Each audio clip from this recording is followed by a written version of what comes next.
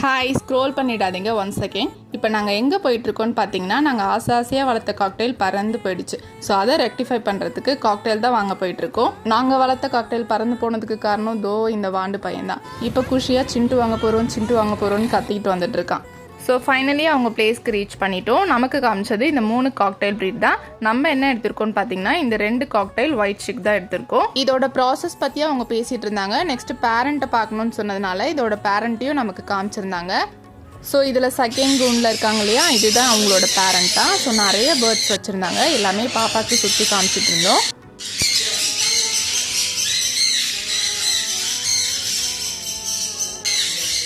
So அவ்வளோதான், எல்லாமே சுற்றி பார்த்துட்டு கிளம்பியாச்சு. நம்ம வாங்கினது இந்த 2 ஒயிட் ஷிக் தான். ஸோ இவங்களையும் எடுத்துகிட்டு நம்ம கிளம்பிட்டோம். ஸோ ஃபைனலி வீட்டுக்கு ரீச் பண்ணியாச்சு. ரீச் பண்ணதும் நான் எடுத்துகிட்டு போகிறேம்மா அப்படி சொல்லிட்டு கையில் பிடிச்சி எடுத்துகிட்டு போயிட்டுருக்காரு. ஸோ ஏற முடியாமல் ஏறி போயிட்டு அவங்க தாத்தா கிட்ட சிண்டு வாங்கிட்டு வந்துட்டோம் அப்படி சொல்லிட்டு குஷியாக எடுத்துகிட்டு போய் காமிச்சிட்ருக்கான். நெக்ஸ்ட்டு அதுக்கான பிளேஸ்லாம் ரெடி பண்ணிவிட்டு அது அதோட பிளேஸில் விட்டாச்சு. நெக்ஸ்ட் வீடியோவில் இதுக்கு எப்படி நாங்கள் ஃபீட் பண்ணுறோன்னு சொல்லிட்டு பார்க்கலாம். ஸோ இதோட க்ரோத்தை நீங்கள் பார்க்கணுன்னு நினச்சிங்கன்னா மறக்காமல் நம்ம பேஜை ஃபாலோ பண்ணி வச்சுக்கோங்க. இதுக்கு என்ன பேர் வைக்கலான்னு சொல்லிட்டு மறக்காமல் கமெண்ட்டில் சொல்லுங்கள். நெக்ஸ்ட் வீடியோவில் பார்க்கலாம். தேங்க்யூ ஃபார் வாட்சிங். பாய்.